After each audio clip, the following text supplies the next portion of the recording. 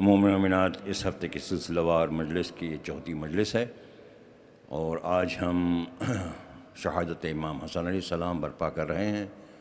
مجلس کے آغاز میں گزارش کر رہا ہوں جناب حیدر نقوی سے کہ آئیں اور حدیث قصہ کی تلاوت کریں۔ جناب حیدر نقوی۔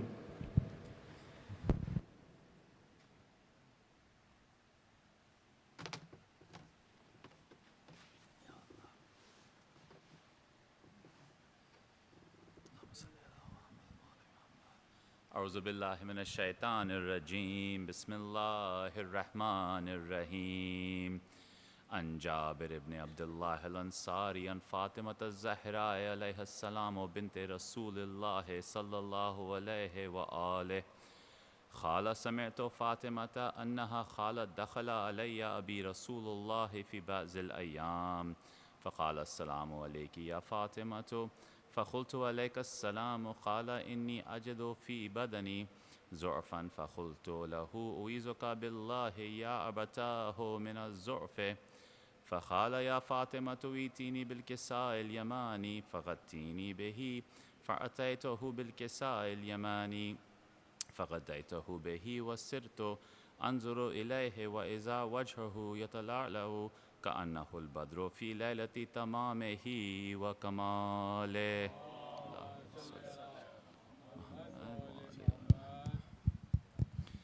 فما كانت إلا ساعة وإذا بولدي الحسن قد أقبل وقال السلام عليك يا أماه فقلت وعليك السلام يا قرة عيني وثمرة فؤادي فقال يا أماه إني أشم عندك رائحة طيبة كأنها رائحة جدي رسول الله فقلت نعم إن جدك تحت الكساء فأقبل الحسن نحو الكساء وقال السلام عليك يا جداه يا رسول الله أتعزن لي أن أدخل معك تحت الكساء فقال وعليك السلام يا ولدي ويا صاحب حوزي قد أذنت لك فدخل معه تحت الكساء.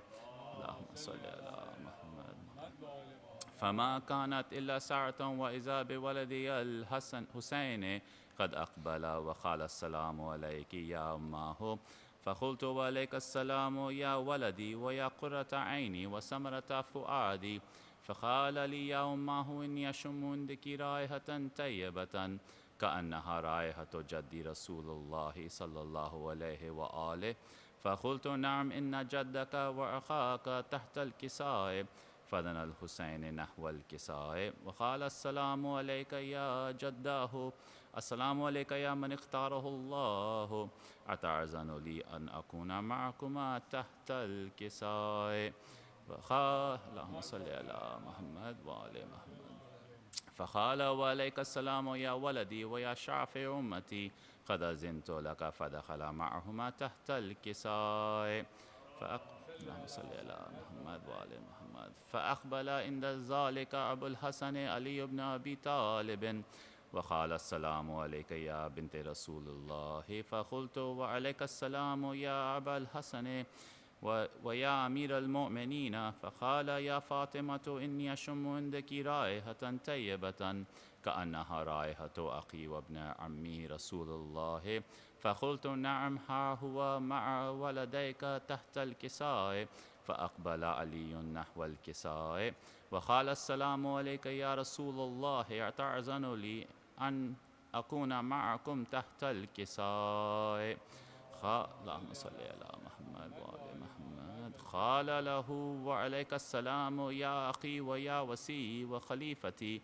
وصاحب لوائي قد أذنت لك فدخل علي تحت الكساء ثم أتيت نحو الكساء وقلت السلام عليك يا أبتاه يا رسول الله أتعزن لي أن أكون معكم تحت الكساء قال وعليك السلام يا بنتي ويا بزعتي قد أذنت لك فدخلت تحت الكساء فلما اكتملنا جميع تحت الكساء أخذ أبي رسول الله بطرف الكساء وأومأ بيده اليمنى إلى السماء وقال اللهم إن هؤلاء أهل بيتي وخاصتي وحامتي لحمهم لحمي ودمهم دمي يؤلمني ما يؤلمهم ويحزنني ما يحزنهم. أنا حرب لمن حاربهم وسلم لمن سالمهم وعدو لمن أعداهم ومحب لمن أحبهم. إنهم مني وأنا منهم. فاجعل صلواتك وبركاتك ورحمتك وغفرانك ورضوانك علي وعليهم وأذهب عنهم الرجس وطهرهم تطهيرا. محمد وآله. فقال الله عز وجل يا ملائكتي ويا سكان السماوات إني ما خلقت السماء مبنية ولا أرضا مدهية ولا قمرا منيرا ولا شمسا مضية ولا فلكا يدور ولا بحرا يجري ولا فلكا يسري إلا في محبة هؤلاء الخمسة الذين هم تحت الكساء. فقال الأمين جبرائيل يا ربي ومن تحت الكساء؟ فقال عز وجل هم أهل بيت النبوة ومعدن الرسالة، هم فاطمة وأبوها وبعلها وبنوها.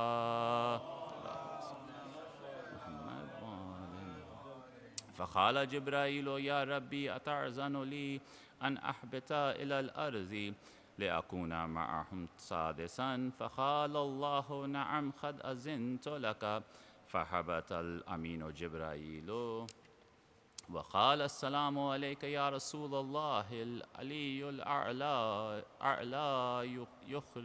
يقرئك السلام ويخصك بالتحية والإكرام ويقول لك وعزتي وجلالي إني ما خلقت السماء مبنية ولا أرضا مدهية ولا قمرا منيرا ولا شمسا مضية ولا فلكا يدور ولا بحرا يجري ولا فلكا يسري إلا لأجلكم ومحبتكم، وقد أذن لي أدخل معكم، فهل تأذن لي يا رسول الله؟ فقال رسول الله وعليك السلام يا أمين وحي الله، إنه نعم قد أذنت لك. فدخل جبرائيل معنا تحت الكساء فقال لي أبي إن الله قد أوحى إليكم يقول إنما يريد الله ليذهب عنكم الرجس أهل البيت ويطهركم تطهيرا. اللهم صل على. فقال علي لأبي يا رسول الله أخبرني ما لجلوسنا هذا تحت الكساء من الفضل عند الله. فقال النبي والذي بعثني بالحق نبيا واصطفاني بالرسالة نجيا ما ذكر خبرنا هذا في محفل من محافل أهل الأرض وفيه جمع من شيعتنا ومحبينا إلا ونزلت عليهم الرحمة وهفت بهم الملائكة واستغفرت لهم إلى أن يتفرقوا. فقال علي إذا والله فزنا وفرز شيعتنا ورب الكعبة. فقال النبي ثانيا يا علي والذي بعثني بالحق نبيا واصطفاني بالرسالة نجيا ما ذكر خبرنا هذا في محفل من محافل أهل الأرض وفيه جمع من شيعتنا ومحبينا وفيهم محموم إلا وفرج الله همه ولا مغموم إلا وكشف الله غمه ولا طالب حاجة إلا وقضى الله حاجته. فقال علي إذا والله فزنا وسعدنا وكذلك شيعتنا فعزوا سعدوا في الدنيا والآخرة ورب الكعبة. اللهم صل على محمد وآل محمد. Surah Fatiha for tonight's marhumin.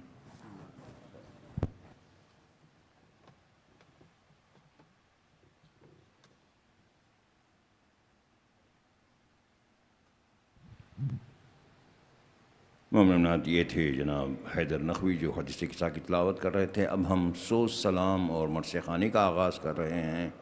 मैं सबसे पहले गुजारिश कर रहा हूँ जनाब तौक़ीर मेहदी साहब से कि आएँ बारगाह इमाम हसन अलैहिस्सलाम में نذران عقیدت پیش کریں۔ پر محمد وال محمد باواز بلند نعرہ صلوات، اللہم صلی علی محمد وال محمد وعجل فرجہم۔ بارہ دیگر صلوات۔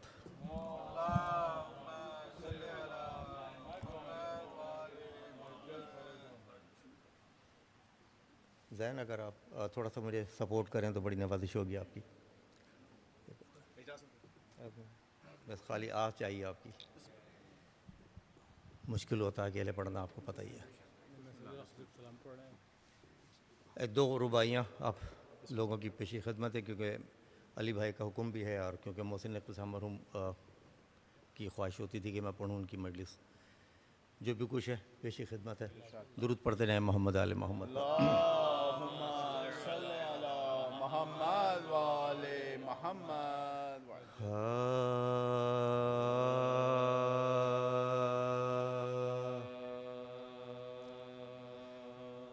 میں نے ایک خواب میں، بس خالی آ رکھے، بس ہاتھ رکھے۔ میں نے ایک خواب میں ایسے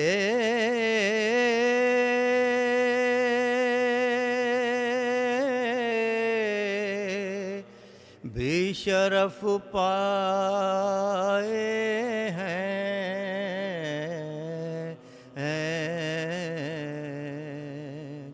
مجھ کو مجلس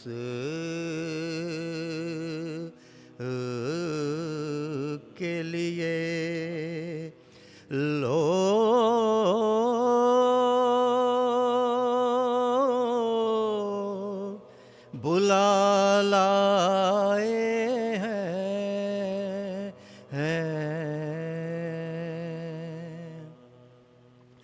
اے قمر مجھ سے یہ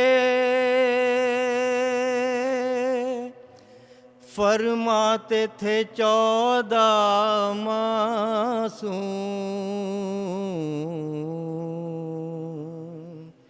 اے قمر مجھ سے یہ فرماتے تھے 14 معصوم، ہم تیرا مرثیہ سننے کے لیے آتے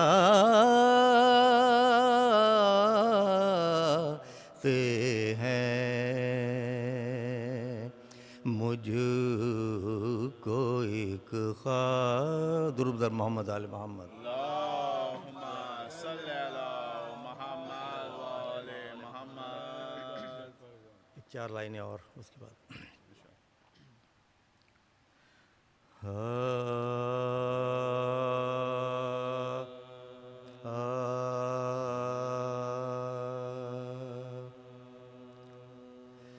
اتری تھی ذوالفقار بھی قرار دے کر،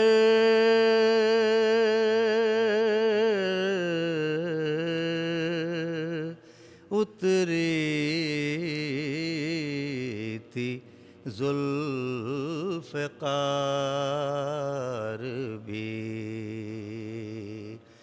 قرار دے کر، بستر دیا نبی نے وفادار دے کر، بستر دیا نبی نے وفادار دے کر، مرضی علی کے ہاتھ بکی، نفس کے وضع مرضی علی کے ہاتھ بکی نفس کے وز سودا کیا خدا نے خریدار دے کر سودا کیا خدا نے خریدار دے کر اتری تھی ذوالفقار.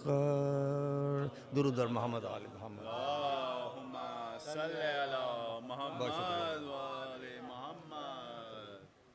جزاک اللہ.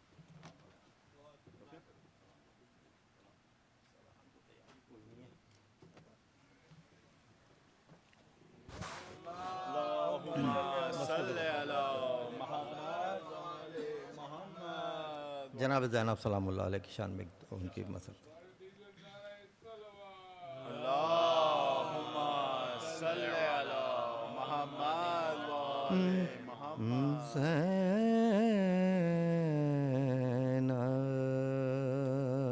زینب کے اجڑنے کے آئے ہیں زمانے.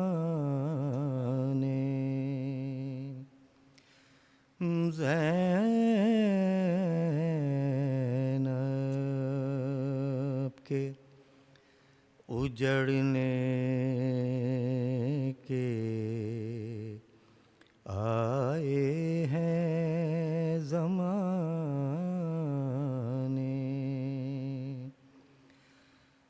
بی بی تیری عظمت کو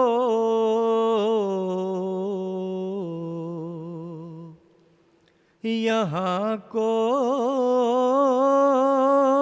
نہ جانے.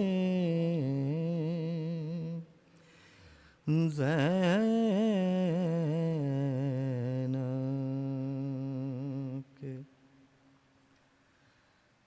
مارے ہیں تماچے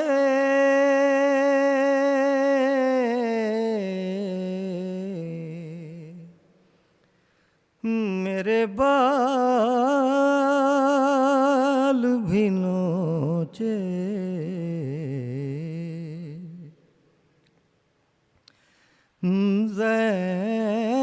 مارے ہیں تماچے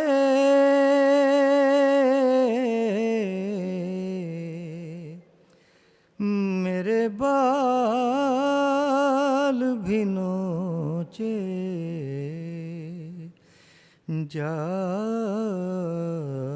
جاتی ہوں میں دریا پہ چچا جان کو دکھانے.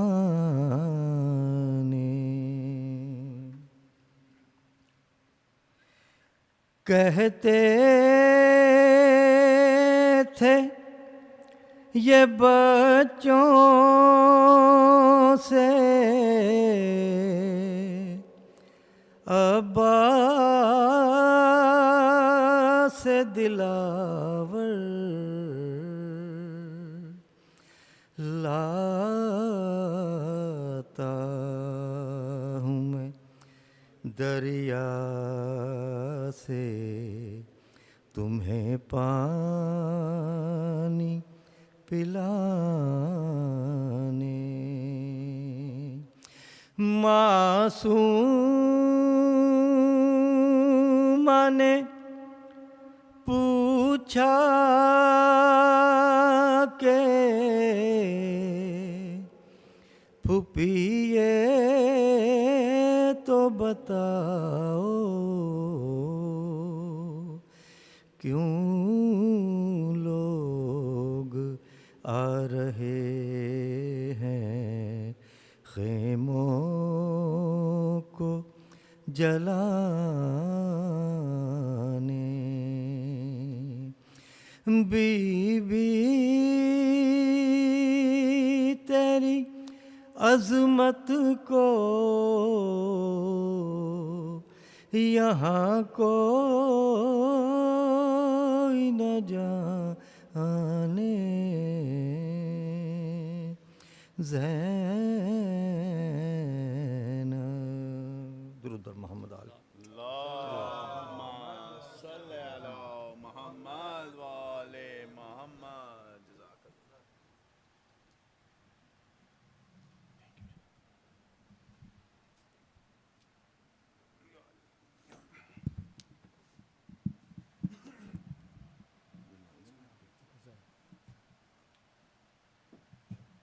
محمد وآل محمد صلوات.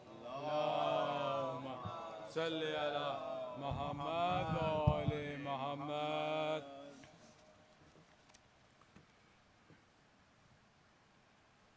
چار مصرے پیش خدمت ہیں. ایک درود بھیجیں پر محمد وآل محمد. اللهم صل على محمد وآل محمد.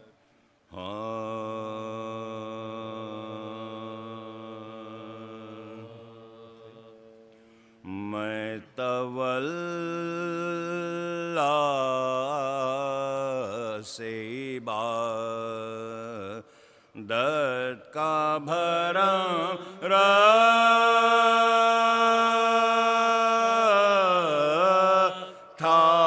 ہوں. میں تولا سے عبادت کا بھرم رکھتا ہوں. درد دل سوز جگر دیدہ نام رکھتا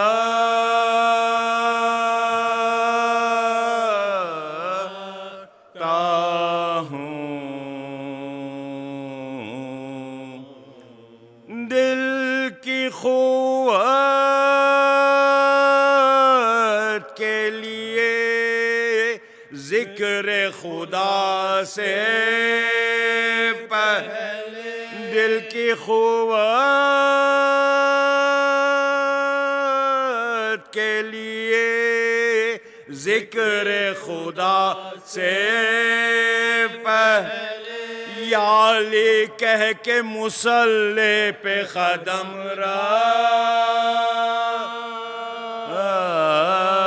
رکھتا ہوں. درود بھیجیں پر محمد وآل محمد. میں تولا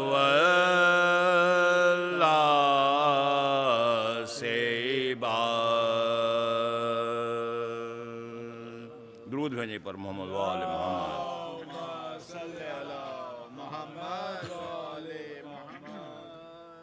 امام حسن علیہ السلام کے شہادت کے مرثیے چند بند ہیں. سورہ فاتحہ. بسم اللہ الرحمن الرحیم.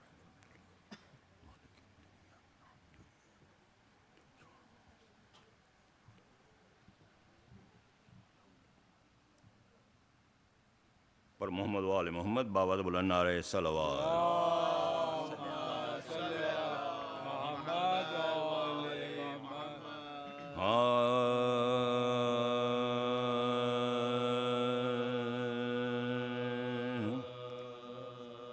جس دم حسن کا زہر سے ٹکڑے جگر ہوا سپارا دل کا آہوں سے زیر و زبر ہوا سمکا جو روئے پاک پہ زائے اثر ہوا خالص امام پاک کا اس دم دیگر ہوا راحت میں فرق اور شکم میں خلل پڑا کٹ کر کلیجہ تشت کے اندر نکل پڑا، کٹ کر کلیجہ تشت کے اندر نکل پڑا، بستر پہ درد دل سے تڑپنے لگے، صدمے سے سبز ہونے لگا روئے سرخ، چلائے ہاتھ سے یہ کلیجے کو تھام، دوڑو بہن کے کام ہمارا کہتے کہتے زرد رخ پاک ہو گیا، چلاتے تھے کہ ہائے جگر چاک ہو گیا، چلاتے تھے کہ ہائے جگر چاک ہو گیا، فرماتے تھے حسن کے بلاؤ حسین کو، خادم بدم یہ حکم کے لاؤ حسین کو، بھائی کا حال زار سناؤ حسین کو، ارے ٹکڑے میرے جگر کے دکھاؤ حسین کو، کہہ دو کہ جلد آئے رحل کا وقت ہے، سن جائیے کچھ آ کے وصیت کا وقت ہے، ارے سن جائیے کچھ آ کے وصیت کا وقت ہے، آئے حسین اتنے میں باچشم اشک اور چلاتے تھے کہ آپ کی غربت کے میں نثار، شابر گلے کو چوم کے کہتے تھے بار بار، میں تم پہ صدقے اے میرے نانا کے یادگار، مجھ سے زیادہ ظلم و ستم تم پہ ہوئیں گے، میں خبر میں تمہاری مصیبت پہ روئیں گے، ہم خبر میں تمہاری مصیبت پہ روئیں گے، بھیا تمہاری گود میں نکلے گا میرا دم، اور تم دو گے ہم کو غسل و کفن جب مریں گے ہم، ہوگا تمہارے پاس نہ کوئی بجز، ارے قاتل سرہانے ہوئے گا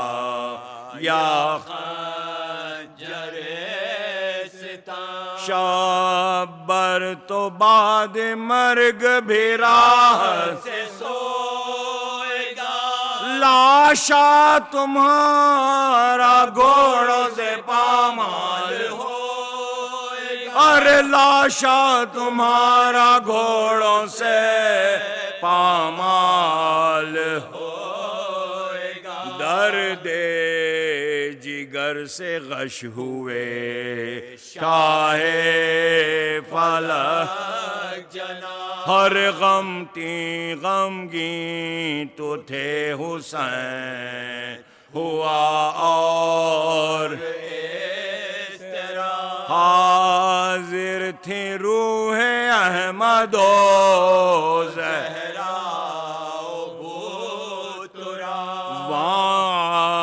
آسماں پہ ہو گئے باغ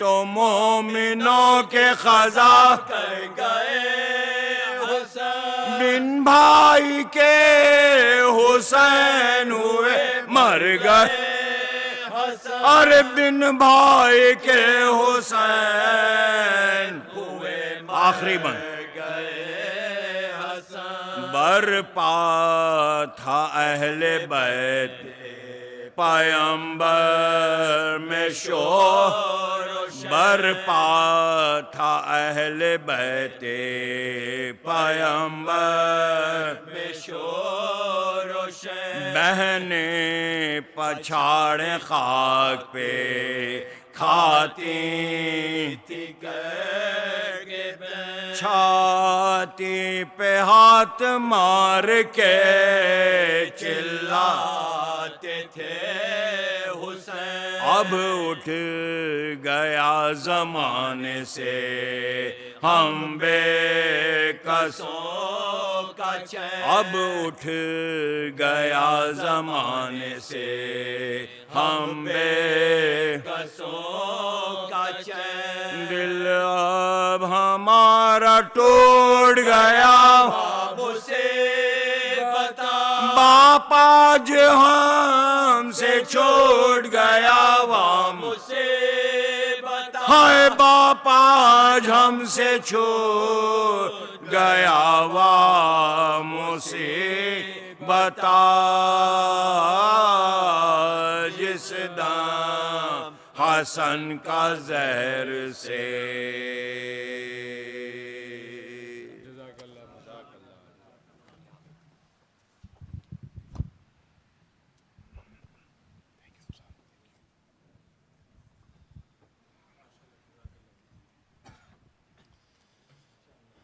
Brothers and sisters, Assalamu alaikum.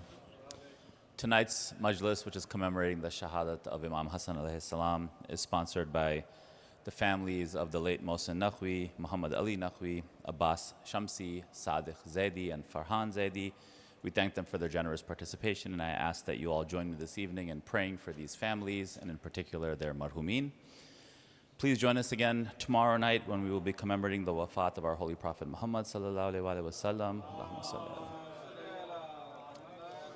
Your hosts for that program will be the families of Uruj Mirza and Muhammad Mehdi. That program will begin promptly at 7:45 p.m. with Salatul Maghribain by Jamaat and will be recited by Maulana Rizwan Rizvi Sahab. Just a couple of community service announcements before I invite Maulana to the member. The 4th annual Silent March for Justice will take place on Saturday, September 7th from 2 p.m. to 5 p.m. In Princeton, beginning at the Fountain of Freedom, which is at 20 Prospect Avenue, and ending at Heinz Plaza. Sheikh Mehdi Hazari will be among the speakers for that program. For more information, you can visit silentmarch.net. Also, the 9th annual Majlis for Imam Hussain at Princeton University is scheduled for Tuesday, September 10th at 7:30 p.m. That'll be in Murray Dodge Hall in room 104 on the Princeton University campus. Sheikh Bilal Hussain will be among the speakers for that program, along with other reciters. And as I invite him to the mimbar, I just wanted to thank Sheikh Bilal Hussain for joining us on a bit of short notice, as our regularly scheduled speaker wasn't able to be here tonight. Please welcome him to the mimbar with the loud salawat bar Muhammad wa ale Muhammad.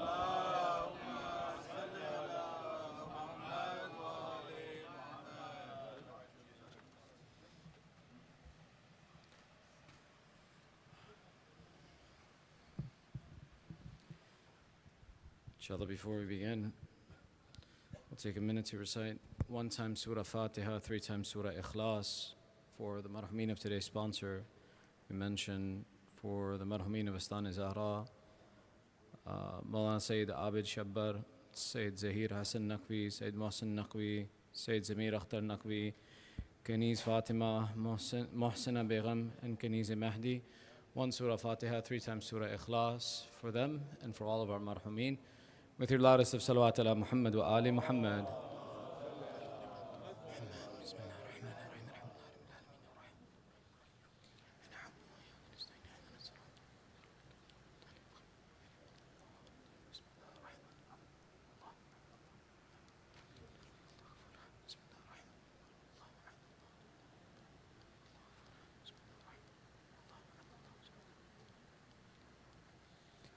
أعوذ بالله من الشيطان الرجيم بسم الله الرحمن الرحيم رب اشرح لي صدري ويسر لي أمري واحلل عقدة من لساني يفقه قولي الحمد لله رب العالمين ثم الصلاة والسلام على سيدنا ونبينا وحبيب إله العالمين أبي القاسم محمد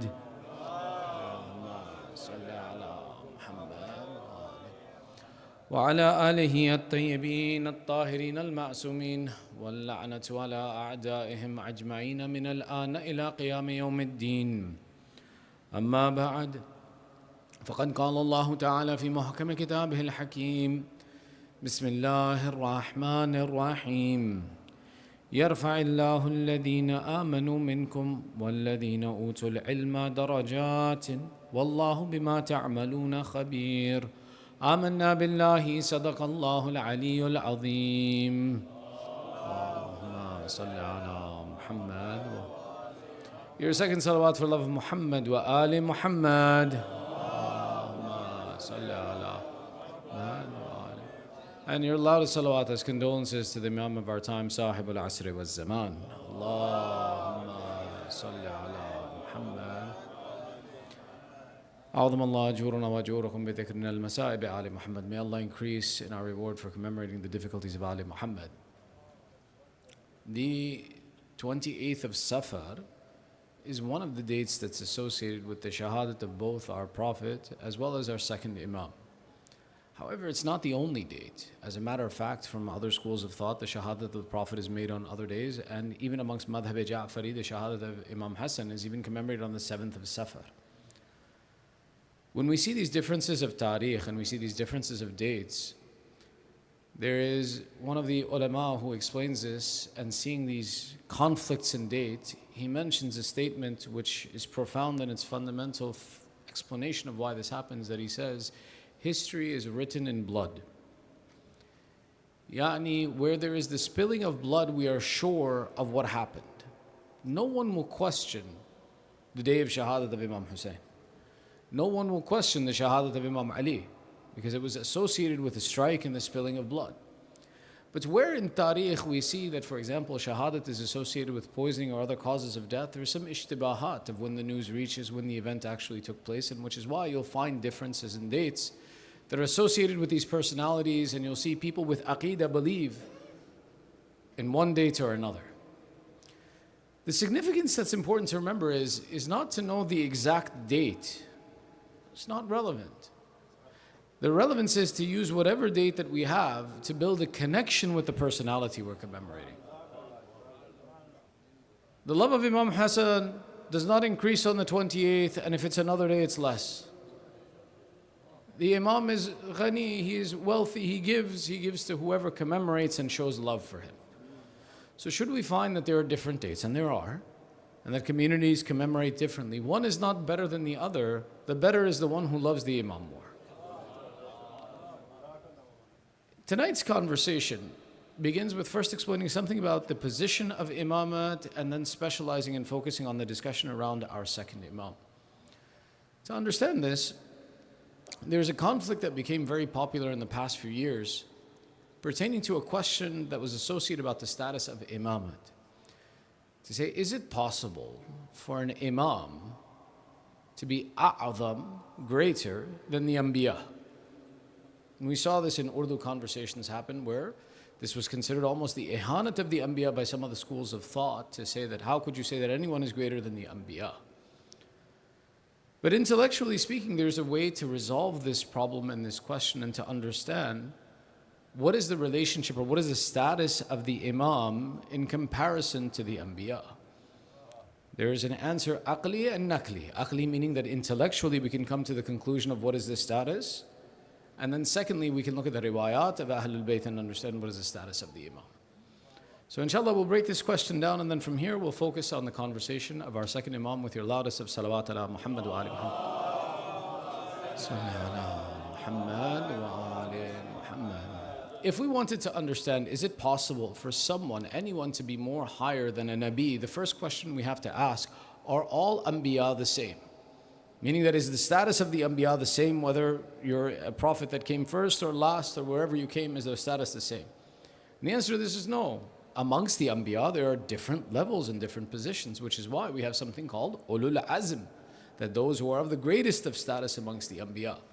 Even we saw that in the lives of the Anbiya, if it happened that two Anbiya were present in the same time, there was a difference in status amongst them.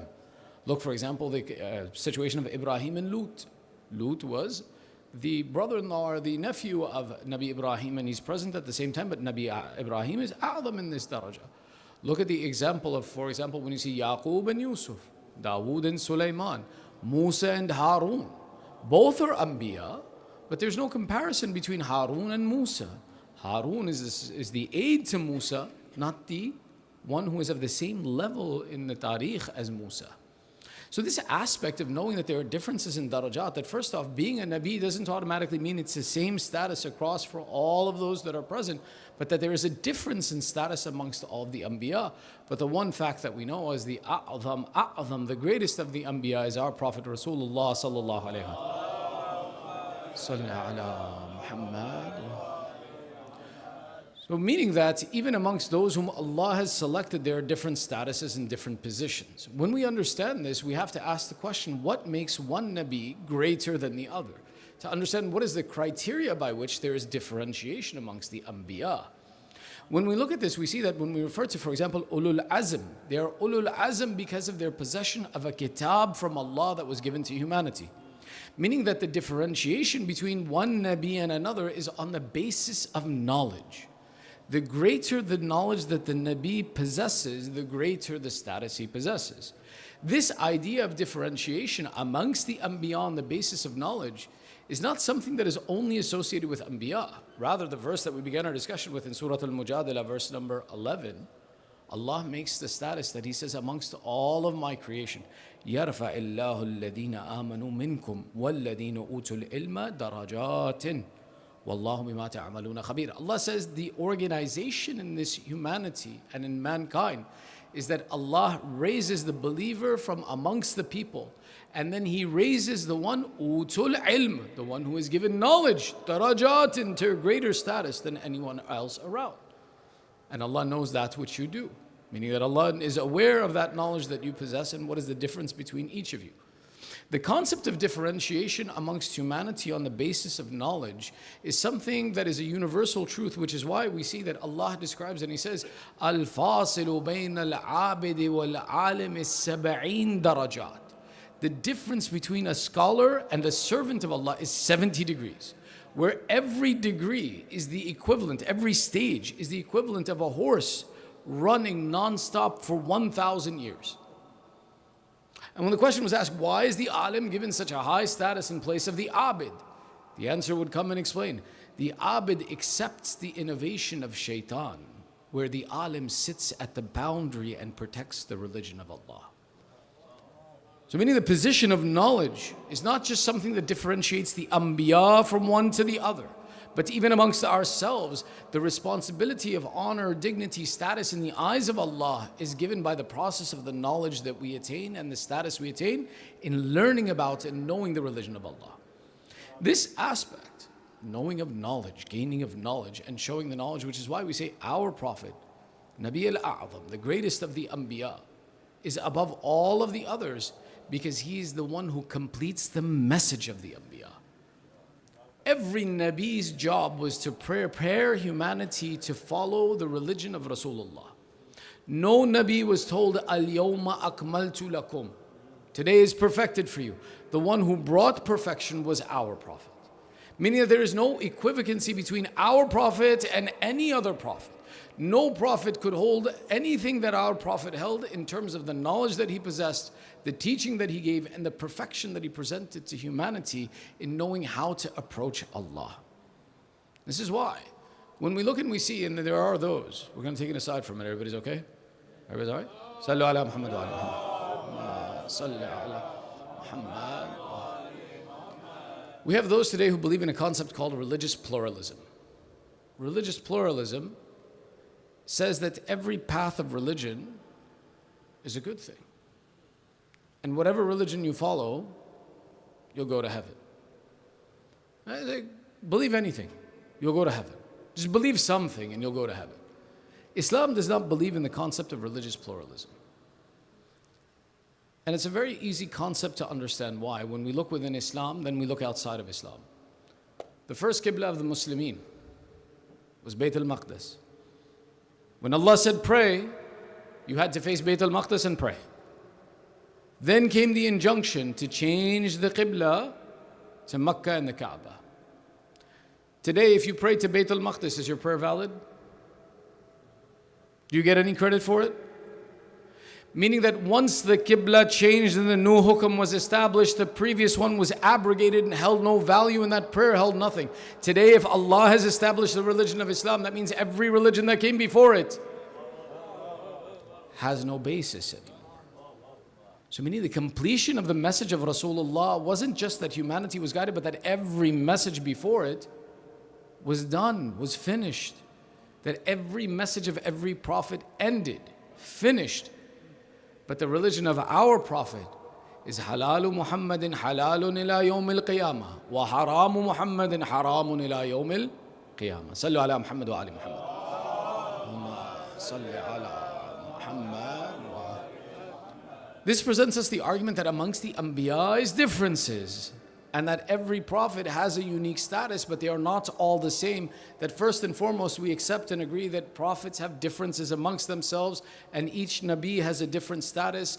And this is why we have Ulul Azm 5, we have Ar-Rasul, which are 313 or 300 some odd, and then we have the Anbiya. The difference is even how they receive knowledge is different as well too. Shall we take another aside? Everybody's okay? Sallu ala Muhammad wa ali Muhammad. Salli ala. We're getting somewhere, I promise. But even the way that Allah gave revelation to the Anbiya is different. From amongst the Anbiya, there were those who received wahi in their dreams.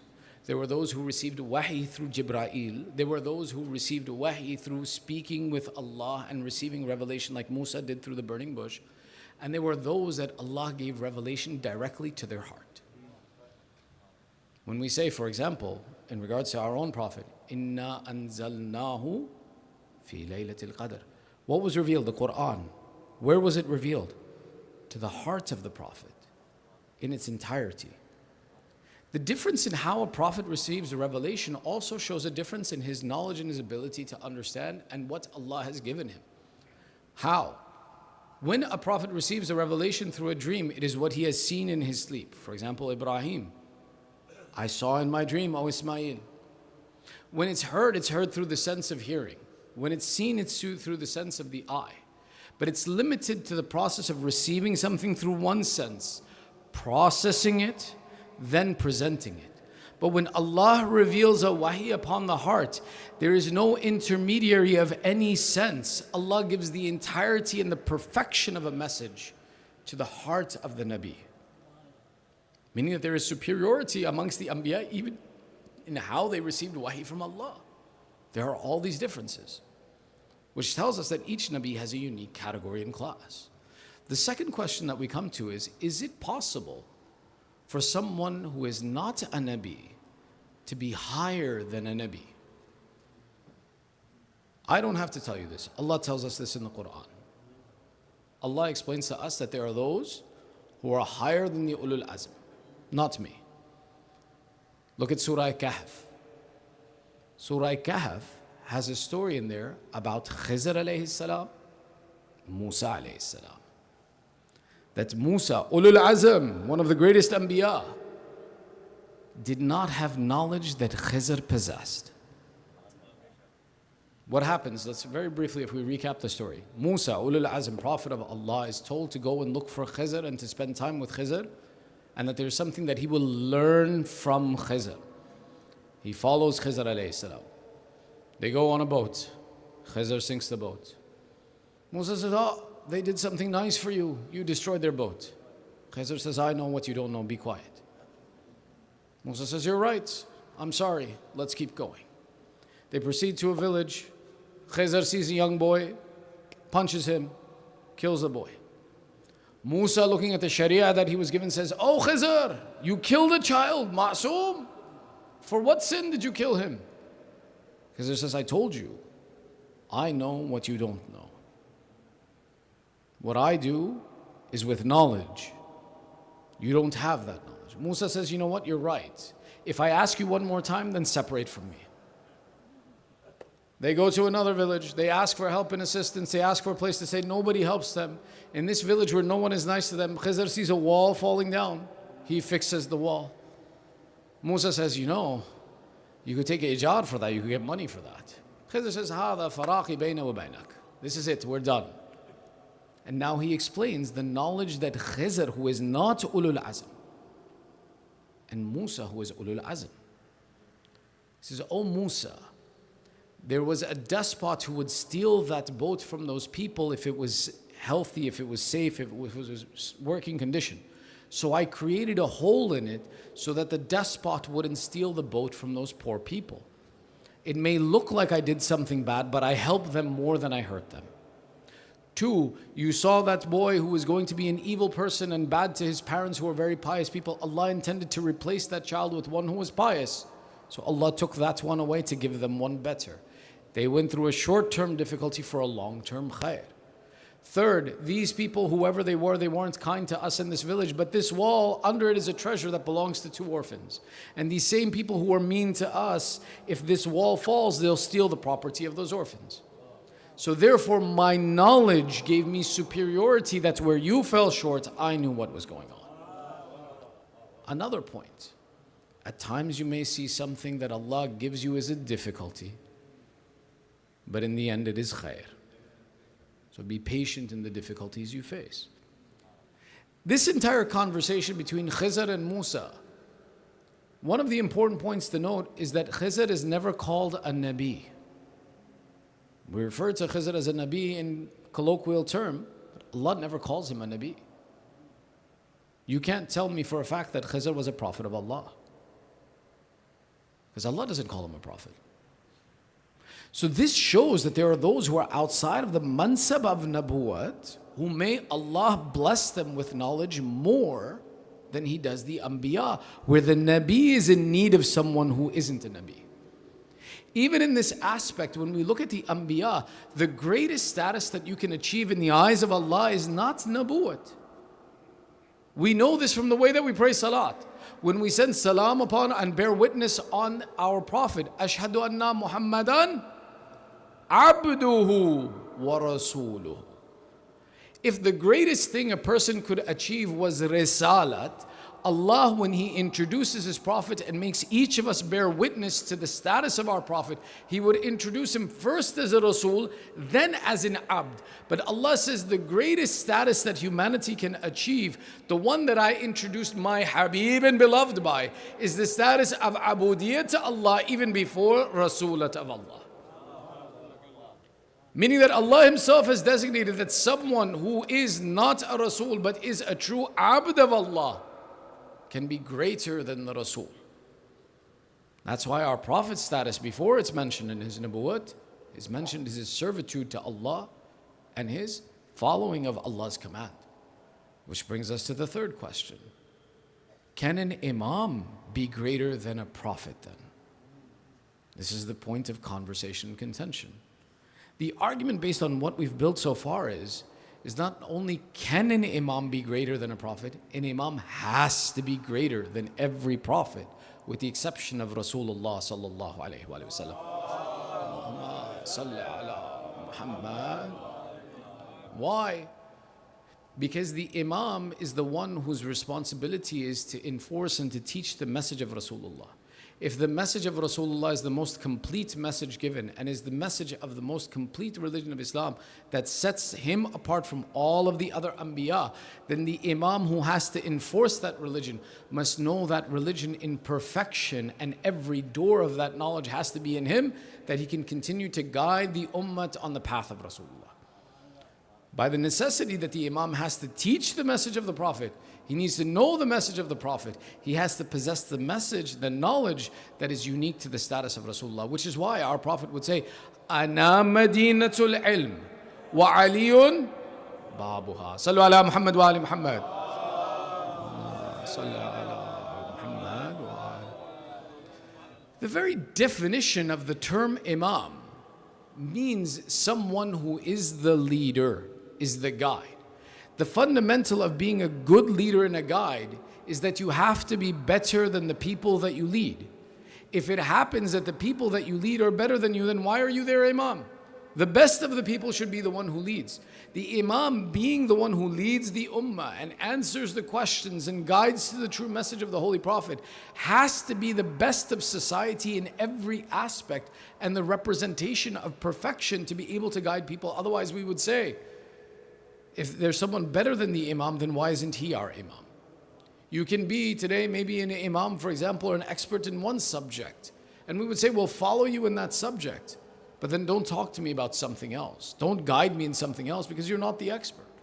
The imam has to be someone who represents the elements of perfection in his actions, in every action. Otherwise, we would say he's not worthy of being an imam. So in this we see that if the message of Rasulullah is the most complete, then the imam who guides that to that message has to have that level of knowledge and guidance to be able to teach the people. This is what we would call dalil aqli, that intellectually we came to the conclusion that an imam has to have the highest of statuses in comparison to the others that are present. The other aspect of proving this is what's called dalilun naqli, when we look at the riwayat to teach us if this is possible. In one essence, there is a riwayah that is very famous, which is narrated by Sa'sa'a about the statuses of Imam Ali. If you've heard it, you've heard it. But there are others as well that prove this point. Specifically, from our Holy Prophet Rasulullah sallallahu alayhi wa sallam, salli ala Muhammad wa alayhi. Hada Hasanan Sayyidu Shabab Ahlil Jannah wa Abuhuma Afdalahuma. Our Prophet makes a statement that is in fact accepted by every Muslim, that Hasan and Hussain are Sayyid Shabab Ahl al-Jannah. They are the leaders of the youth of paradise. Now let me explain something. There are only youth in paradise. If anyone ever tells you there's old men in paradise, they're not telling you the truth. Our Prophet's statement, they are the leaders of the youth of paradise. In paradise, you don't have bad people. They go somewhere else. You only have good people. And the leader of those good people has to be the best of those people. Which is why our Prophet is telling us that of all of humanity, and if in heaven they're the best, then what you mean on this earth they're not the best? You have to be the best in this earth to be given the position of the best in the hereafter and in heaven. Which is why Rasulullah, when he makes this hadith, he's not just saying that, oh, in heaven there'll be leaders of youth and that there'll be someone special. No, he's saying of all of Allah's creation, if you were to gather the best of all of Allah's creation, the leaders of all of the best of Allah's creation are this Hasan and Hussain, the sons of mine.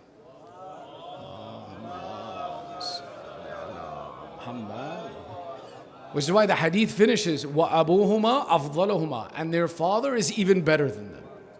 To explain that the authority of Imam Hassan and Imam Hussain is over all of anyone. If you think the Anbiya will be in heaven, then these will be the leaders of the Anbiya. If you think that there will be the pious in heaven, these will be the leaders of the pious in heaven. These will be the leader of every person in heaven with the exception of their parents and their grandfather Rasulullah. No one else. In this aspect, we understand that in dalil naqli even, in the dalil of the proof that our Prophet told us, the statement of our Prophet, if we understood its depth, we would understand what he's truly telling us about the status of imamat and the youth of paradise and their leaders, that there is no one better than these two in all of Allah's creation. Now ask me, is there a comparison between my Imam Hassan and any of the Anbiya other than his grandfather Rasulullah? There's no comparison. This is why when we say that an imam is perfection, he has to be perfect. Because we look to him. If we find any mistake in him, we can't believe anything in the message of Islam. The imam's representation of perfection has to be such that it is present of every good attribute and absent of every negative attribute.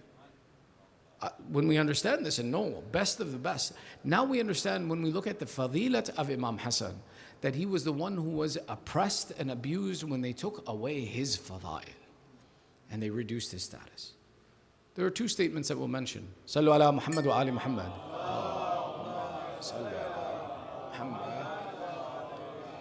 Explaining the madhlumiyat of Imam Hassan. One is the attribute that was tied to him where they made a false accusation that they said that Imam Hassan was the one who would divorce many women And that it goes so far as to say that Imam Ali would tell people, don't marry your daughters to my son Hasan, لأنه كثير الطلاق مطلاق. He will divorce them, and he divorces many women.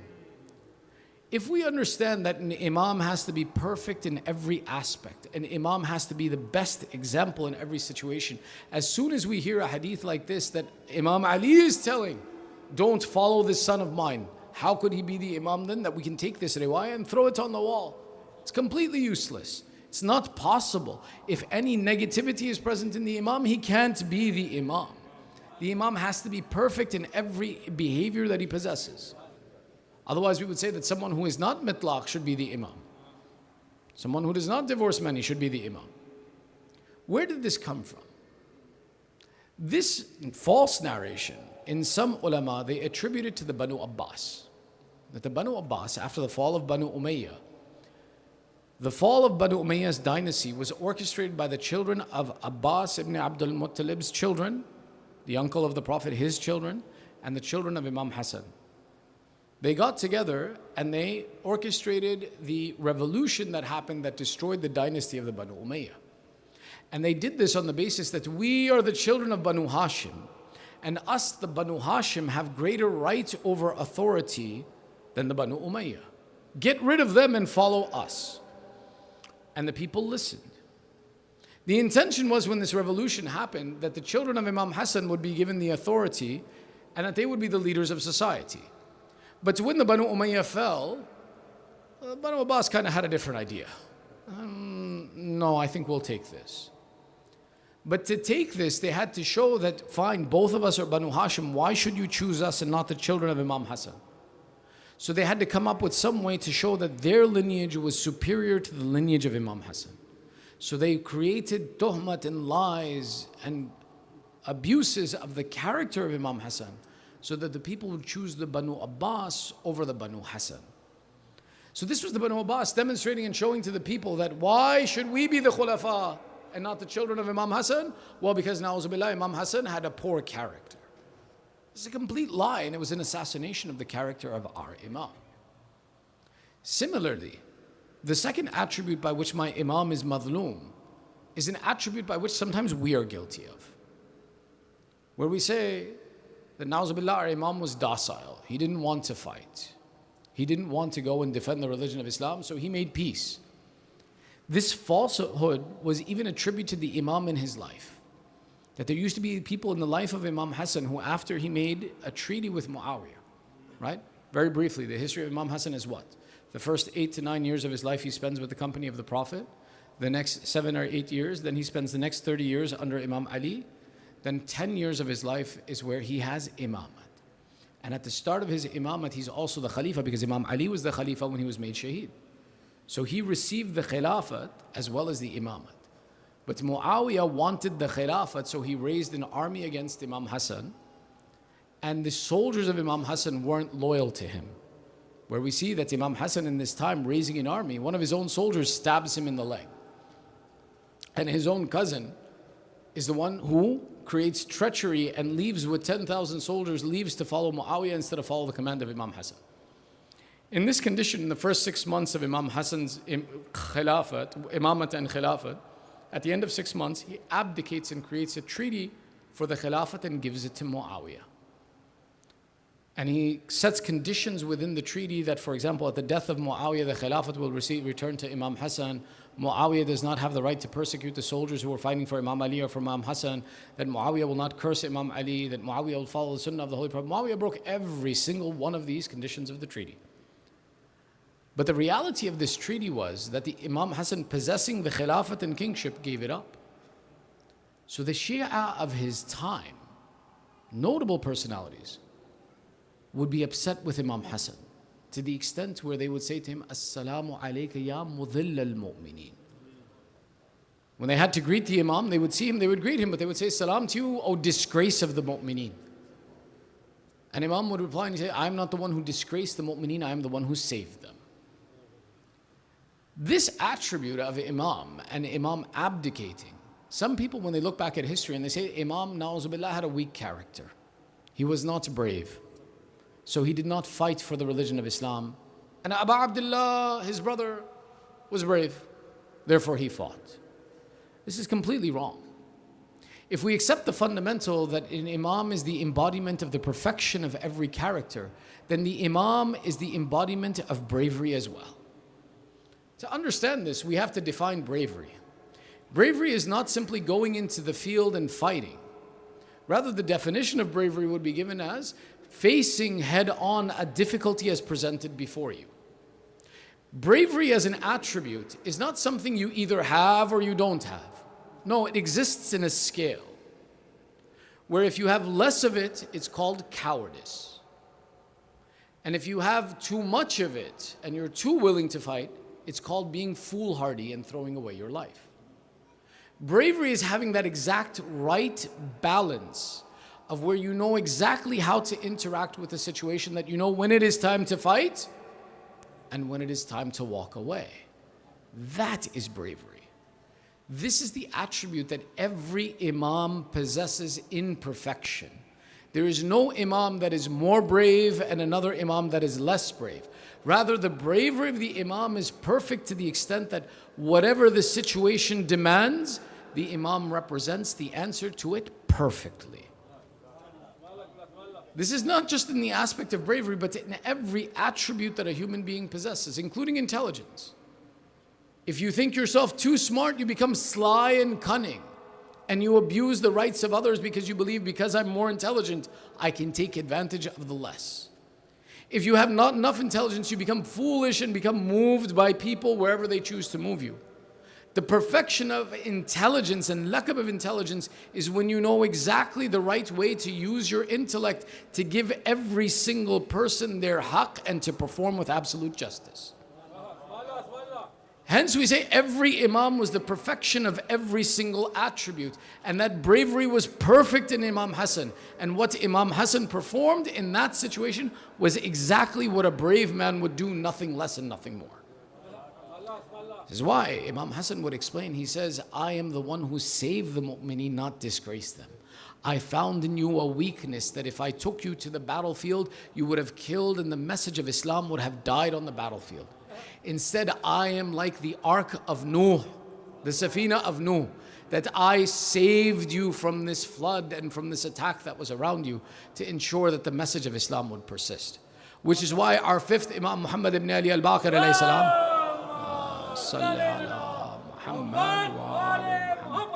would explain and say, there is nothing better between heaven and earth that any man has done other than my forefather Hasan ibn Ali, who saved the religion of Islam. That if you were to take a look and see and imagine and know that every imam performs exactly perfectly, there's no difference between them. The difference is the environment and the time. Such that had Imam Hassan been alive in the door of Imam Hussain, he would have done exactly the same thing Imam Hussain did. Which is why when we look at this intellectually, we say Imam Hussain completed the mission that Imam Hassan started. That the two of them are the same in the one. When we look at the message of Imam Hussain and see it to be flawless and perfect in what it's executed, no one can blame Imam Hussain, it's because Imam Hassan laid the foundations of that revolution that took place in Karbala. Today, if no one argues that the Imam was fighting for power and authority, it's because Muawiyah had already abdicated to Imam Hassan the power and authority at his death. Otherwise, we would say that Imam Hussain was power hungry, that Muawiyah had the right to appoint whoever he wanted. No, Muawiyah was forced by the peace treaty to return the Khilafah to Imam Hassan and Imam Hussain. When Yazid takes it, Yazid is the oppressor and Imam is the one with haqq on his side.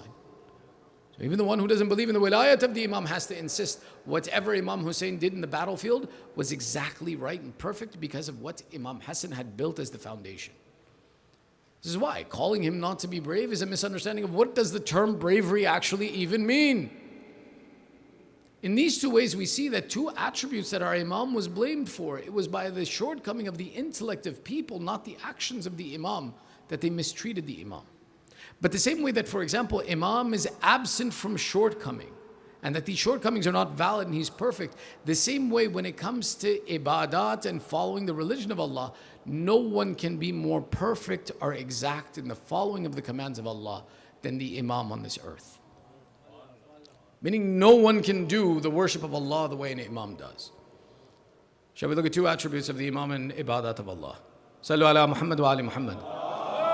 Allahumma salli ala Muhammad wa My Imam is the one who in his ibadat, no one could match him in his ibadat.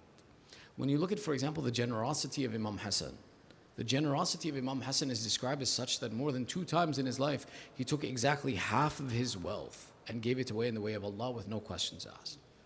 When I say half, it goes so far as to say that if he had a pair of shoes, he would take 1 shoe and give it in the way of Allah, to say Hassan possesses nothing except that he gives to Allah from it. This is not the perfection of his generosity. This you or I could do. There's another description of Imam Hassan that says that at one point in time, one of the companions comes and he sees Imam Hassan eating, and as he eats, he gives food to a dog, ajallakumullah. And say, Ibn Rasulullah, shall we move this animal away from you? The Imam replies, he says, I am embarrassed that a creature of Allah should be hungry and I possess the ability to feed him and I don't. Meaning that even for you and I who may see a dog and say, Hada najis, this is impure, this is unclean, what is it doing here? We look at the status of the animal as opposed to the reality of its creation and honoring the creation of Allah and fulfilling His attribute. But even this isn't the perfection of the generosity of Imam Hassan. There is an example of the generosity of Imam Hassan that is la mithal. There is no example like it. It's narrated that once our Imam is sitting in Masjid al-Nabawi. A man comes into the masjid, he looks for Imam Hassan, and when he sees him, he calls from far away. He says, Ya ibn Rasulullah, save me from my enemy, I am under attack. The honor and the character of the Arab is that someone should call for help, you answer. The Imam replies, he says, who is your enemy and how is he attacking you? He says, Al-faqru aduwi. Poverty is my enemy. Ya ibn Rasulullah, this poverty attacks me. It comes after me. It does not give me rest and respite. Aid me against my enemy. Very eloquent way. He's asking for assistance, financial assistance. The perfection of generosity is in the reply of Imam Hassan. Imam Hassan for a period of time stays silent, and then he says to his servant, bring and give him that amount of money, and hands the man 5,000 dirham. And he continues. He says, should your enemy ever attack you again, come to me, I will aid you. You see, you and I, someone may ask us for assistance, we'll aid them. Second time they come, we'll be like, what did you do with what I gave you before? How did you spend it? Show me what you're doing with your money. Or the second time they come, we may not even say this, we'll just think this guy's taking advantage of me. He thinks I'm an open checkbook and I'll give him whatever he asks for. The generosity of the Imam is he says, if this enemy ever attacks you again, he doesn't say, come and prove to me. He simply says, if he attacks you again, come, I will aid you. No conditions, no limitations. This demonstrates the generosity of the Imam was not looking at the reality present in front of him. Why? Because when you and I see someone who is poor, we'll help them. But do we believe them? Or what is he doing with it? Or why do I keep helping this guy? Why don't I help somebody else? The Imam's attribute of looking at this situation was to say that when I give, I don't give to this man, I give to Allah. I'm not doing him a favor, he's doing me a favor. How? Allah says that charity is that item when you give, I take it up with my hand immediately. Charity is not a covenant between you and another human being. It's a covenant between you and the Khaliq of that human being. Never imagine you're doing God's work when you give charity. This is a misnomer and this is a Western concept. We give charity, we do God's work. That would imply that Allah is not capable of taking care of His own creation Himself. Do you believe Allah can't take care of His creation? When Allah gives the opportunity to give charity, He's saying, oh mu'min, you want a reward from me, but you can't reach that reward without doing this action. So therefore, the action of the Imam is showing by his not questioning, not discussing, not wondering, what are you doing with this money? And simply saying, come to me. Give me the opportunity to attain something with Allah that I have to by taking care of the makhluk of the Khaliq. Is a demonstration of that is the perfection of generosity. Can you give without asking? Can you give without chasing up? Can you give without being suspicious that what is this person doing with my money? Can you give and know that it is Allah receiving, not the person in front of you? This is the aspect of the perfection of the generosity of the Imam. Another of the attributes that demonstrate the perfection of the Imam, Sallu ala Muhammad wa ali Muhammad. Allahumma salli ala Muhammad wa ali. Our second Imam is famous and noted that he did Hajj 20 times in his life. Hafiyan, walking. That he would walk to Mecca to do Hajj. This 20 times walking to Mecca to perform Hajj was not because he didn't have animals. No, as a matter of fact, the Imam would have an entire caravan of resources that he would take and provide from. But when he would go to the house of Allah, he would walk to the house of Allah. Even though it was a far distance, Mecca to Medina, for those of us that Allah has given us tawfiq for Umrah and Hajj, may Allah give us all the tawfiq. It's not a short ride. And my Imam would walk this entire distance to the extent where it's discussed and said that other people on the path, when they would see Imam Hassan and with him Imam Hussain walking, they would become embarrassed and come off of their rides and sumters as well too and walk with the Imam. Until eventually it would become too much for them to be able to walk with the Imam. So they took one of the companions of the Holy Prophet, Sa'ad ibn Abi Waqqas, and said to him, "Oh Sa'ad, we can't walk anymore. Go and ask Imam Hassan to ride so that we can ride." So Sa'ad would go to the company of Imam Hassan and say to him, "Yabna Rasulullah, you're walking, these people are walking in your honor and dignity, but they can't walk anymore. Why don't you ride for a while and they can ride too?" Imam Hassan would reply and he says, "I understand what you're saying, but my ibadat of Allah is that I walk to Him, so I will move my path and let them ride on this path." Let me explain the significance of why. Today, you and I, we look at the ibadat of Allah as something we have to complete. Give me a checklist, I just want to check the boxes, I did everything I'm supposed to. When it comes to something like salat, we say, "Maulana, teach me the fastest way to pray. What's the least number of things that I have to say?" The ibadat of Imam Hassan is that he says, "I'm going to use every element of my essence that I have been given to do the most that I can for the sake of Allah." The Imam is not looking to make his ibadat easy. The Imam is looking to exert his entire body, effort and nature to complete the ibadat of Allah. Imam isn't looking to make it easier to do Hajj. He's saying, "Ya Allah, you gave me power, you gave me ability, you gave me feet. I will use these feet to walk to you, to exert more energy for your sake than anyone else." When we look at ibadat, we look at it as a formality, an obligation. Imagine if we looked at it and decided that I want to lengthen and increase in this ibadah for the love of Allah. Even then we would fall short. You know why? I tell you, lengthen your prayers. Say, "Okay, I'll lengthen my sujood." It's good. You might fall asleep, but it's good. But in sajda, there are 7 points touching the ground. Go lengthen your ruku. When it's just your feet on the ground and you are in the position of bending forward for the sake of Allah, how long will you hold it? This is that effort of that when I think of my ibadat, am I thinking about what my ability is and what I can give to Allah? Or am I thinking about Allah said I have to do this, so I'll do it? This is the element of where the ibadat of the Imam is different.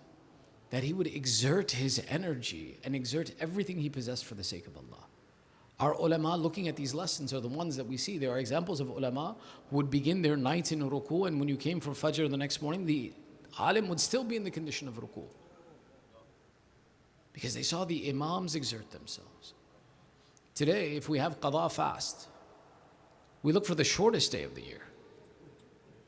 The coolest day of the year. And on the weekend, when I can sleep in until 4 o'clock, wake up and pray and then open my fast. The ibadat of the Imam and the ibadat we should desire is, what's the longest day of the year?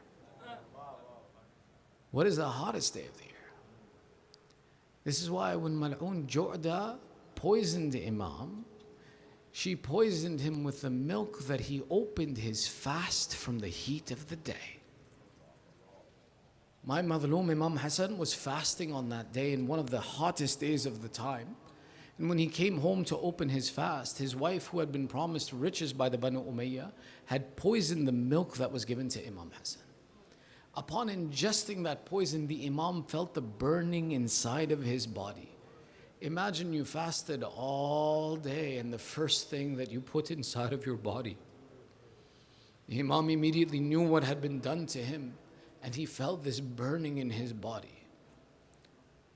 Imam Hassan was not poisoned once. In the life of Imam Hassan, he is poisoned 6 times. But this last poison, when they realized nothing was working, they went to the Romans and brought the worst of poisons they could find, and they poisoned Imam Hassan with it. Imam Hassan himself they describe that after he was poisoned like this, on one day, he was sitting with Imam Hussain and Abul Fadl in a room, and he runs out of the room. Imam Hussain and Abul Fadl go out after him outside, and they find their brother sitting on the ground poking at blood that has come out of him. Imam Hassan himself would say, he says, brother, I have been poisoned many times, but I have never been poisoned like this. The suffering of Imam Hassan was at least for 40 days he suffered under the effects of this poison. Where they describe and say that by the end of these 40 days, people would look at his condition and cry because his skin had been turned green from the effects of the poison. It was in this time that the poison was taking its extreme effect that finally he said, bring to me my brother Hussain.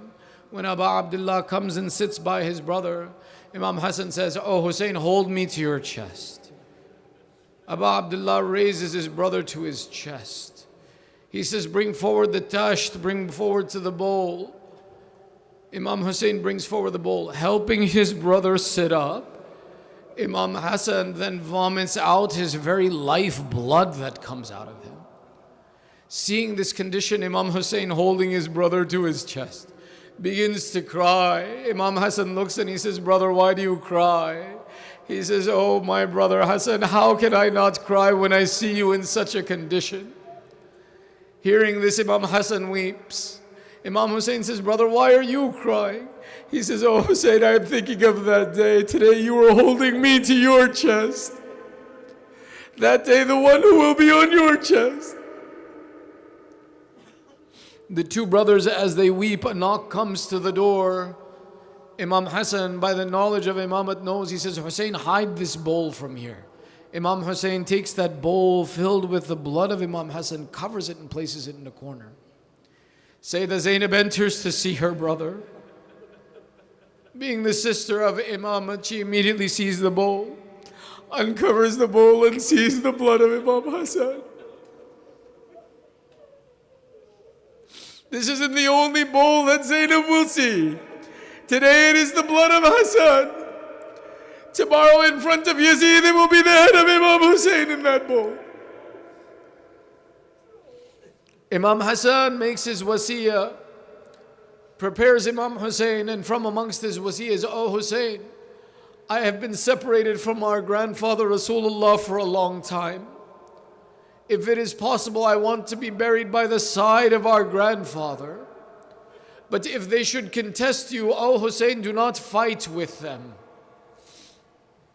After this, they describe and they say that the sweat of death overcame the brow of Imam Hassan. His eyes began to close. His breathing became shallow. His hands and feet began to close until the ruh of Imam Hassan left this world. If this was the end of the masayib of Imam Hassan. But no, they prepared and did the ghusl. That kafan was the final kafan of Ahl al-Kisa that was sent from heaven. Imam Hussain asked Sayyidah Zainab, give to me the final kafan from heaven. Oh Bhaiya, what of your kafan? Oh Zainab, for me there will be the kafan made by the dust of Karbala. Imam Hassan is covered. But the similitude between these 2 leaders of heaven, if Abu Abdullah is desecrated in Karbala, then Imam Hassan is desecrated. They describe and say the janazah came by the grave of the Prophet. The enemies of Allah stood in front. They refused entry for the janazah of Imam Hassan. When they refused to leave and they came into an argument, they shot over 60 arrows at the janazah of Imam Hassan. They describe and say, after this, Abu Abdullah took the body of his brother, proceeded to Baqi by the grave of their grandmother Fatima bint al-Asad. Imam Hussain is the one who lowers the body of his brother into the grave.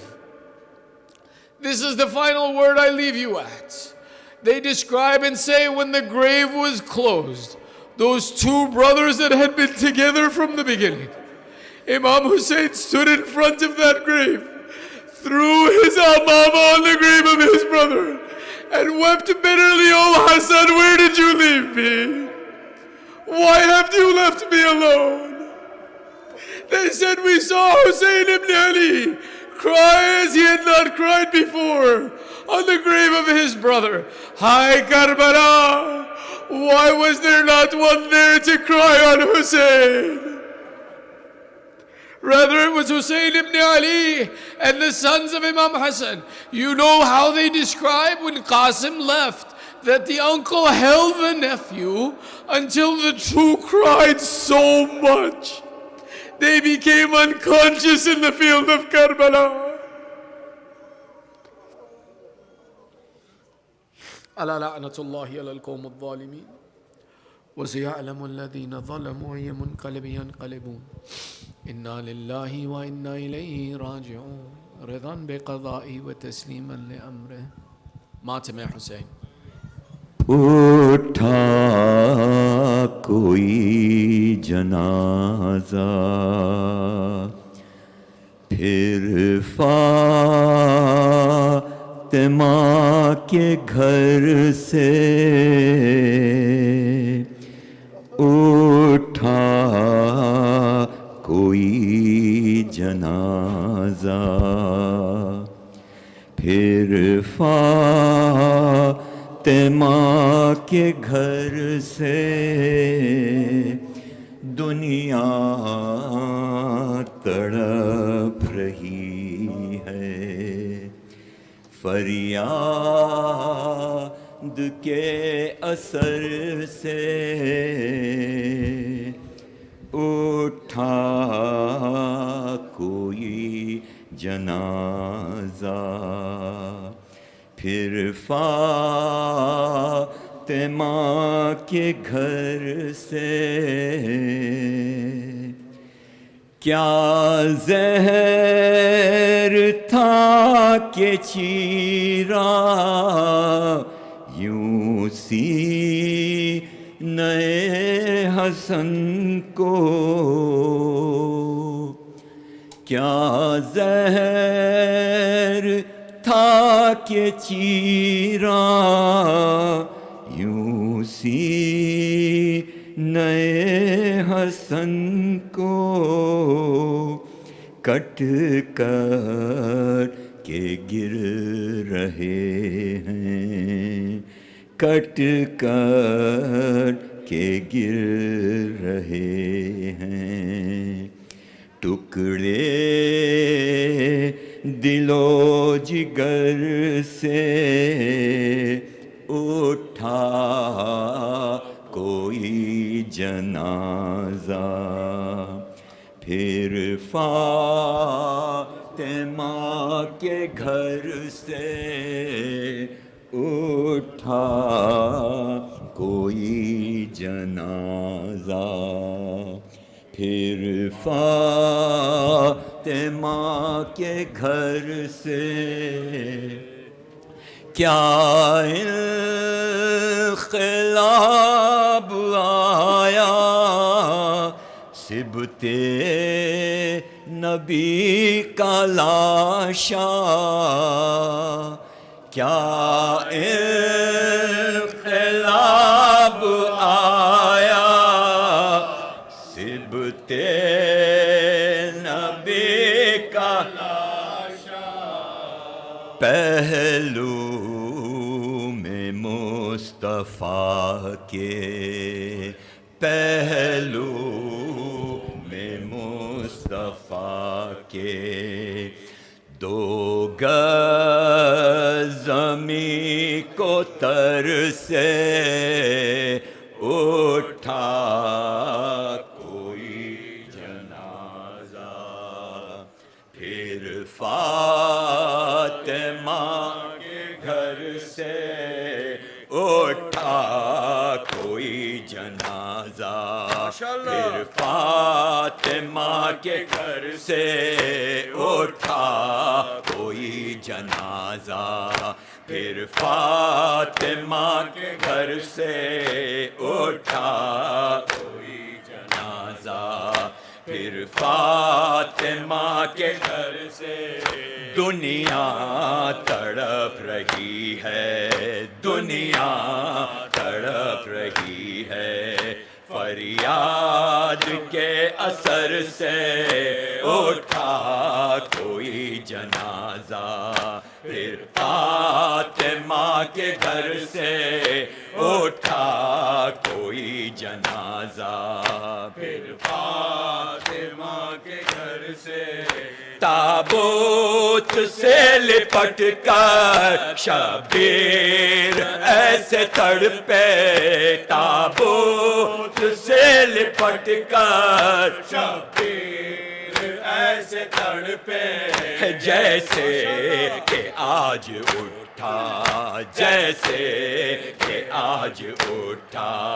سایہ علی کا سر سے اٹھا کوئی جنازہ، پھر فاطمہ کے گھر سے اٹھا کوئی جنازہ، پھر فاطمہ کے گھر سے اٹھا کوئی جنازہ، پھر فاطمہ کے گھر سے بعد رسول ایسا دشمن ہوا زمانہ، بعد رسول ایسا دشمن ہوا زمانہ، زہرا کے لاڈلے کی، زہرا کے لاڈلے کی میت پہ تیر برسے اٹھا کوئی جنازہ، پھر فاطمہ کے گھر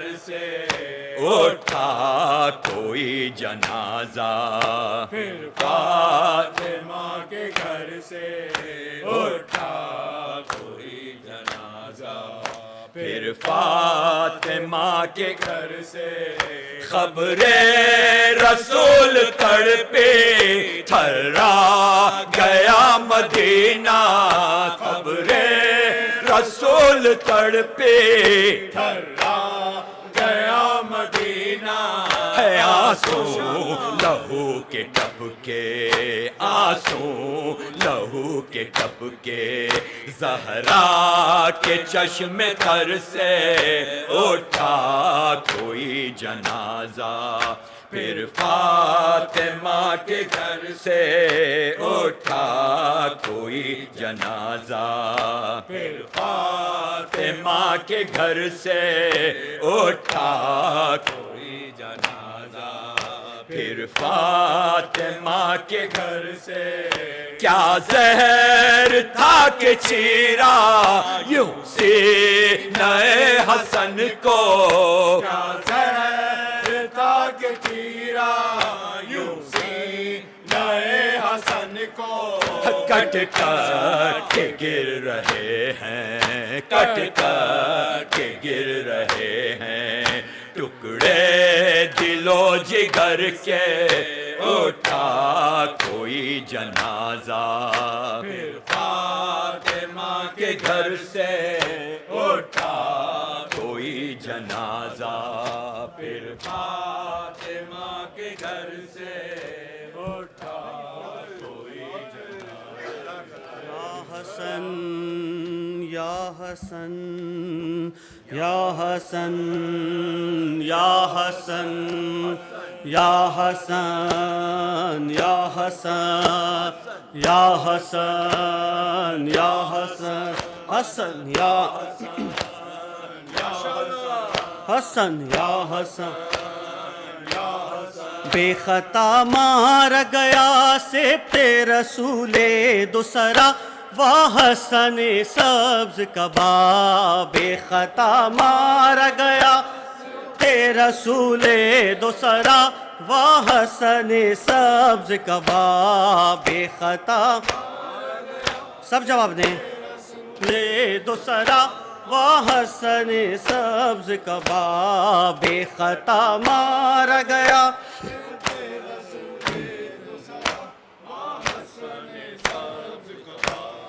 زہر سے ٹکڑے جگر، خون سے کفن لال ہوا حسن سبز کباب خطا مار گیا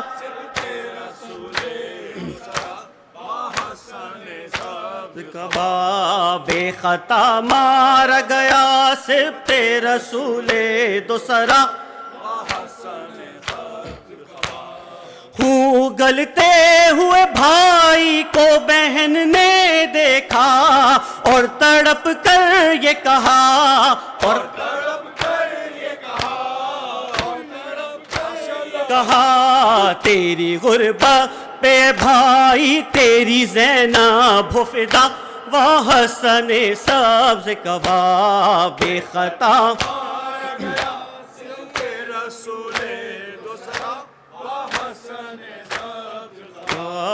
بے خطا مار گیا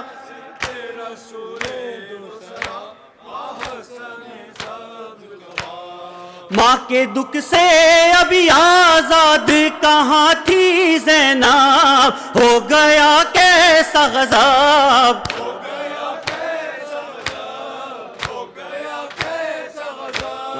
باپ زندہ نہ رہا بھائی سوئے خلد چلا حسن سبز کباب خطا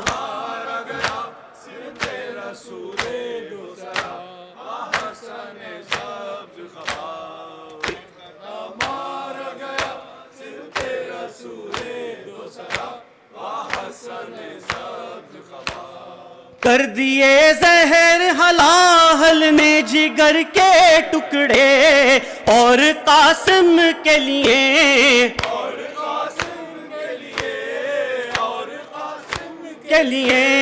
کم سنی میں ہے یہ غم شام غریباں جیسا حسن سبز کباب خطا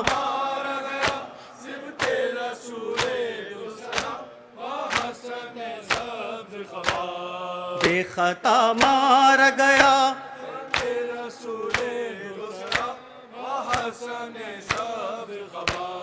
زہر سے ٹکڑے جگر خون سے کفن لال ہوا حسن سبز کباب خطا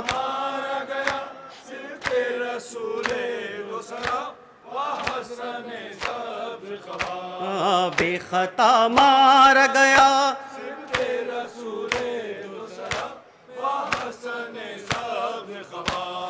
گھر سے ایک بار جنازہ جو نکل جاتا ہے کب وہ پھر آتا ہے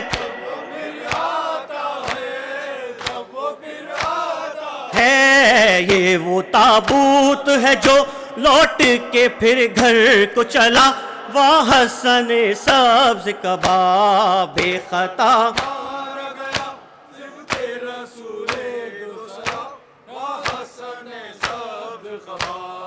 بے خطا مار گیا سبت رسول دوسرا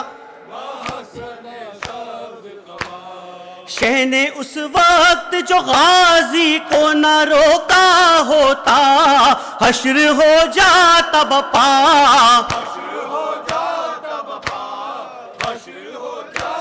بپا تیر آتے نہ جنازے پہ تمہارے مولا حسن سبز کباب خطا مار گیا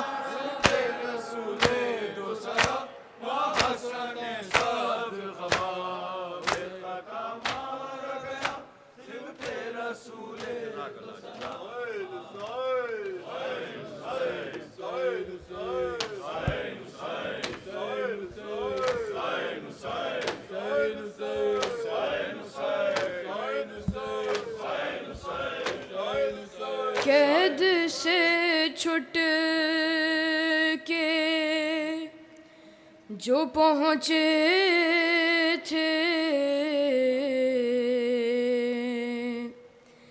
حرم کرب و بلا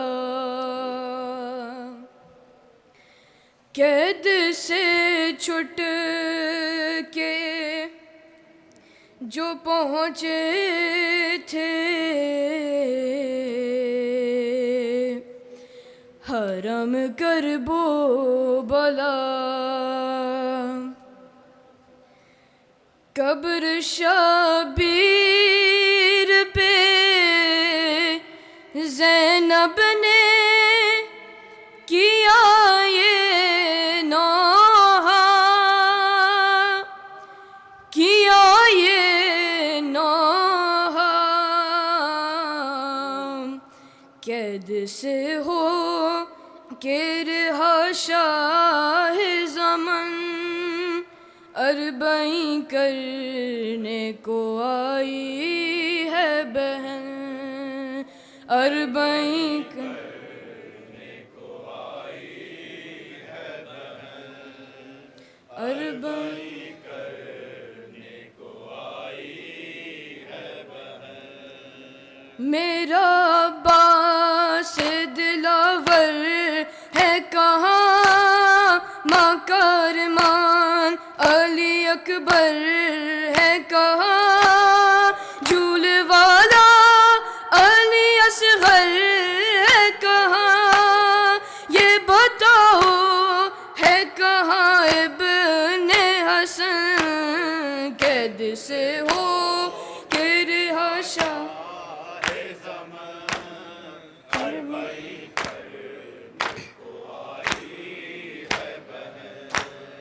اربعین کرنے کو آئی ہے بہن دیکھو آزاد بہن آئی ہے دیکھو برباد بہن آئی ہے بھائی ناشاد بہن آئی ہے دینا پائی جو تمہیں رنگ میں کفن قید سے ہو کہ رہا شاہ زمن اربعین کرنے کو اربعین کرنے کو خاک بالوں میں اڑانے والی رنج و امت سے اٹھانے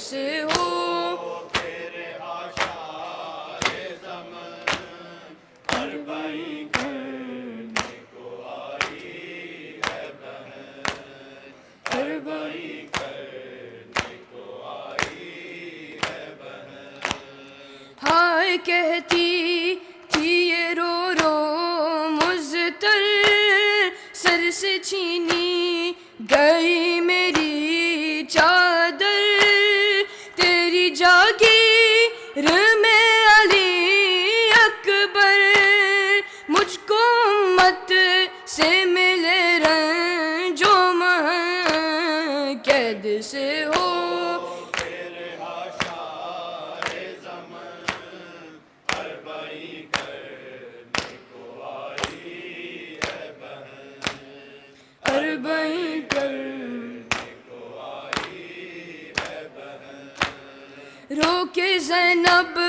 نے کہا یہ بن میں آگ بچی کے لگی دامن میں لٹ گئی میری کمائی رن میں میرے بے سر میرے پامال بدن قید سے ہو کہ رہا شاہ زمن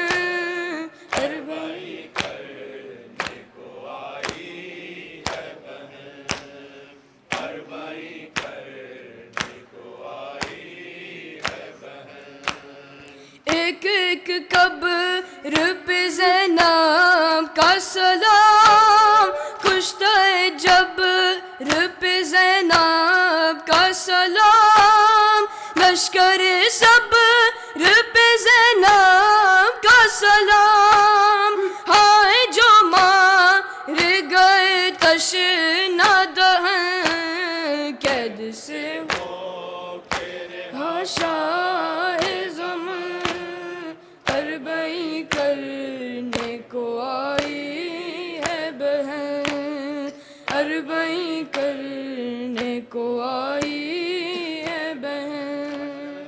یا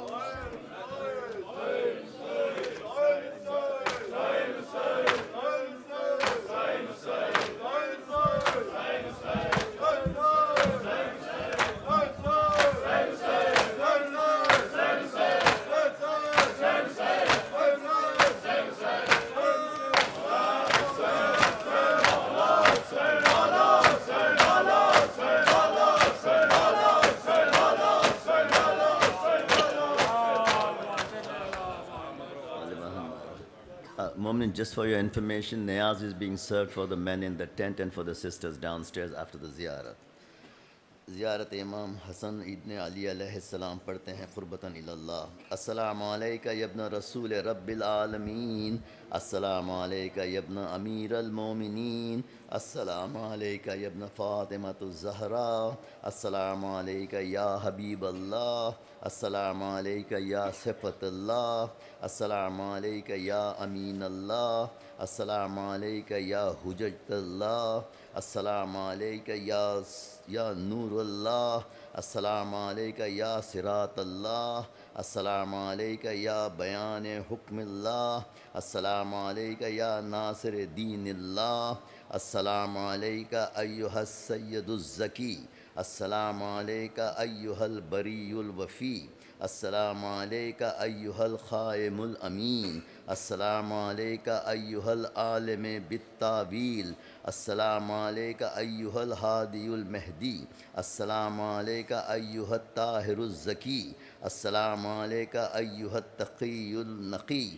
السلام علیکہ ایہا الحق الحقیق، السلام علیکہ ایہا الشہید الصدیق، السلام علیکہ یا ابا محمد الحسن ابن علی ورحمۃ اللہ وبرکاتہ، السلام علیکہ یا ابا عبداللہ، السلام علیکہ یا ابن رسول اللہ، السلام علیکہ یا ابن امیر المومنین وابن سید الوسیین، السلام علیکہ یا ابن فاطمۃ الزہراء سیدۃ نساء العالمین، السلام علی الحسین وعلی علی ابن الحسین وعلی اولاد الحسین وعلی اصحاب الحسین، السلام علیکم ورحمۃ اللہ وبرکاتہ، السلام علیکہ یا ابو الفضل العباس ابن امیر المومنین وقاسم ابن الحسن ومسلم ابن عقیل وہانی ابن عروہ وحبیب ابن مظاہر والحر الشہید ریاحی، السلام علیکم جمیعاً شہداء کربلا و اسیران کربلا ورحمۃ اللہ وبرکاتہ، السلام علیکہ یا غریب الغرباء، السلام علیکہ یا معین الضعفاء والفقراء، السلام علیکہ یا مغیث الشیعۃ والزوار فی یوم الجزاء، السلطان یا ابو الحسن یا علی ابن موسیٰ الرضا، روحی و جسمی لک الفدا ورحمۃ اللہ وبرکاتہ، السلام علیکہ یا مولا یا صاحب العصر والزمان، الامان الامان الامان، السلام علیکہ یا خلیفۃ الرحمن، السلام علیکہ یا شریک القرآن، السلام علیکہ یا مظہر الایمان، السلام علیکہ یا امام الانس والجان، عجل اللہ تعالی فرجک وسہل اللہ تعالی مخرجک وظہورک وجعلنا من اعوانک و انصارک ورحمۃ اللہ وبرکاتہ، صلوات اللہم صلی علی محمد وعلی بسم اللہ الرحمن الرحیم، اللہم کل ولیک الحجۃ ابن الحسن